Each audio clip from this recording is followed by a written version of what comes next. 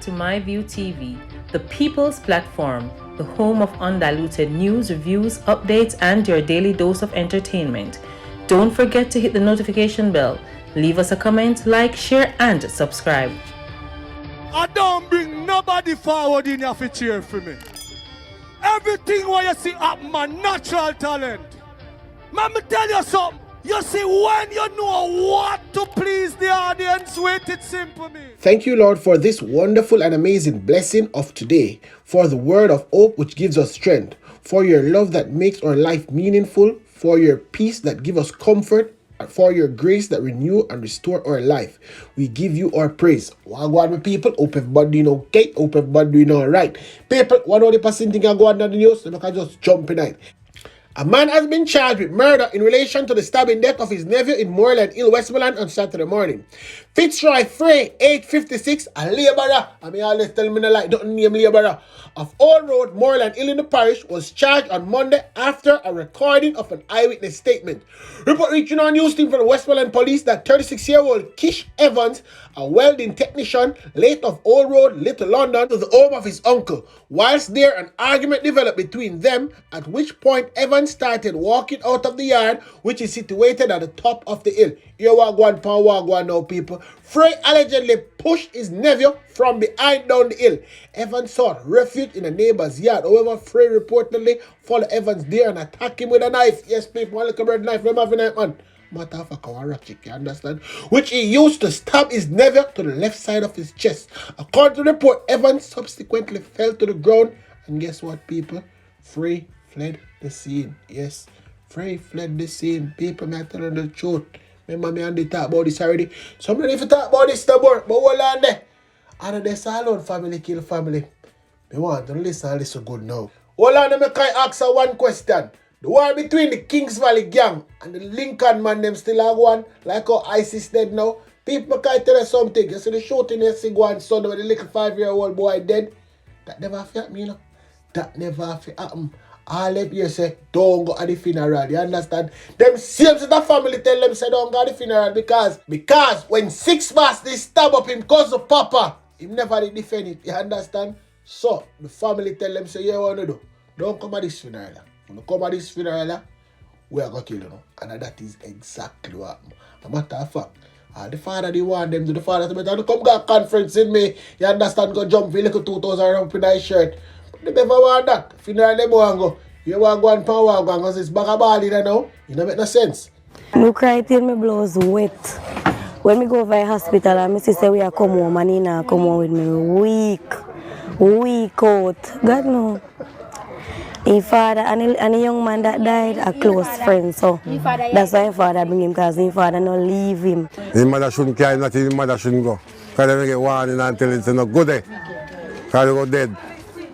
So them get warning? Of course. They get warned by all text my people from they text them to come up there. And they still obey their disobey their God. I ask them question. How they feel, where they believe Tavai is. And they were telling us and some of the things that they remember about Tavai. How we used to play football, how we used to climb the monkey bar. We are feeling sad. We are feeling shaken to know that one of our students has gone. That is that way that is concerned. Remember me always come and tell me say good people amongst the rebels? Yeah man. So I find somebody good over St. Charles Village, but guess what? The president. Yeah man, the president. So the man them kill Akim from St. Charles Village. Headshot people, you understand? And everybody knows say Akim our innocent youth. Yeah man. Not too long move gone over St. Charles Village in the space and he don't really know the space. He just left from over Fame Zone, go over one Mexico Zone, say I'm go buy a grabber. Yes.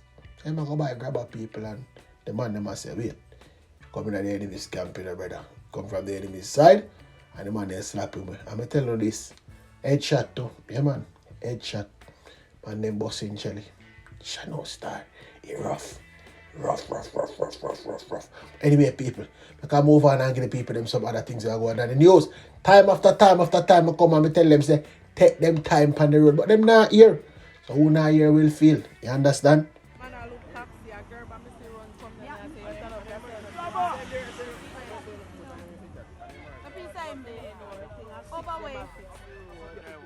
Do it.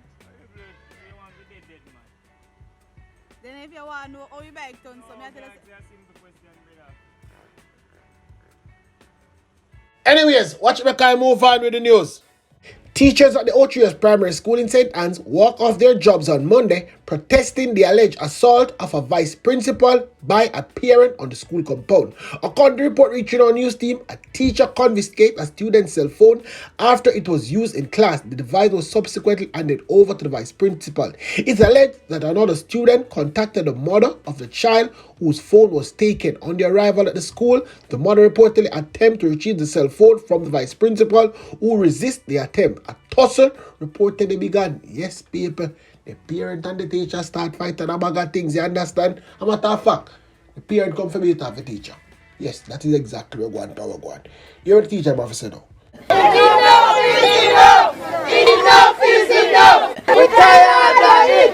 We're tired of it! Her child cell phone was confiscated, and before his phone was confiscated, he called his mother, and his mother came on the school compound and fought our VP. At the end of the mediation, the conclusion that they came to was that we're at ground zero, and she will apologize. Teachers are upset. We feel very disrespected and violated. And the worst part is the way that the police treated the situation, because our colleague was assaulted. And it's not as if she went out there and picked a fight and was the one that was assaulting. She was assaulted, and the police is going to tell us that if we press charges, she will be arrested also. That makes absolutely no sense. We don't need any apology from her. No apology. Apology is not enough. We need that young man to be relocated or removed from the school. And also we need justice to be served for Miss Green, because she came here and violated her. And she even called me a germs while we were at the police station. And I see that as a total disrespect. At this point, I don't care nobody what I say. Both him and the woman have to come back by the school compound. You understand? Shut the gate on them. Say what I said, and I mean what I said, I mean not take it back. The JTA president now, yeah man, she come out and attack. And this is what she had to say about the whole incident. All stakeholders should find what allegedly happened with a parent entering a school community during the middle of the day, because it would have been sometime during school time that some information would have gotten to that parent for him or her to arrive at the school and to have engaged the vice principal, a symbol of authority within our school, in such a manner. All ought to be concerned, because that is showing one, disrespect. What example is that parent showing to the students who were onlooking and witnessing that episode, that authority in the school is not of any great concern to him or her? That is that way that is concerned. Watch me come move on and give the people them some more news. A 32-year-old Jamaican woman has been reported missing in Trinidad and Tobago, prompting the Trinidad and Tobago Police Service to issue a statement asking for the public assistance in finding her. Though her name was misspelled as Kimberly Lamont, the actual name is Kimberly Larmond. Larmond lived at Orangefield Road, Chase Village, and was last seen on November 19. Yes, people, November 19, last time them see her, you understand? You want to stop her and just see a minute, they understand? Look on the screen right now, a fair picture of that. So if you see her, or if you know which part of her body there, just call the police and tell them, you understand? That is that way that is concerned. Watch me move on with the news. Palestinian authorities say 299 guns as reportedly lost or stolen over the last 5 years. People, is not me, say so. Shane Dallin come out and say all of that. You're going to make him tell you for himself. When guns are lost, they go into the hands of criminals, presumably. And therefore, you have to question the integrity of the systems, right? Now, negligence is something that happens. But what we are seeing is that the negligence that are taking place in relation to licensed firearms can be prevented, could be prevented easily. The most cases that we have seen in terms of persons reporting firearms lost or stolen is them leaving them in a car.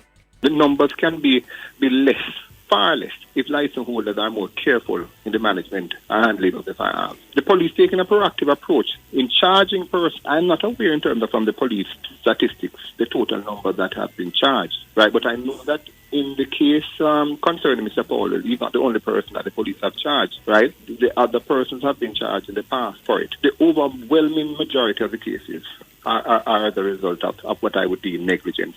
So even if the police don't charge the individual for negligence, the FLA does revoke the license nonetheless, unless the FLA is satisfied that the person did all that they could possibly do to have prevented the loss of that firearm. 3 days to do so. Should persons fail or refuse to bring in the firearms, the penalty under the Firearms Act is $5 million or 5 years in prison.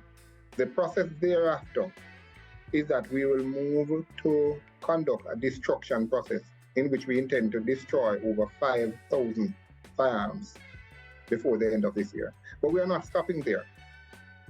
We intend thereafter, the persons do not comply with that notice to bring in the firearms, to go house to house to try and retrieve them, and also will be working with the police and PICA, the Passport, Immigration and Citizenship Agency, to alert the police whenever these persons seek to leave or enter the country if they are on our list of persons whose firearms are unaccounted for. That where that is concerned.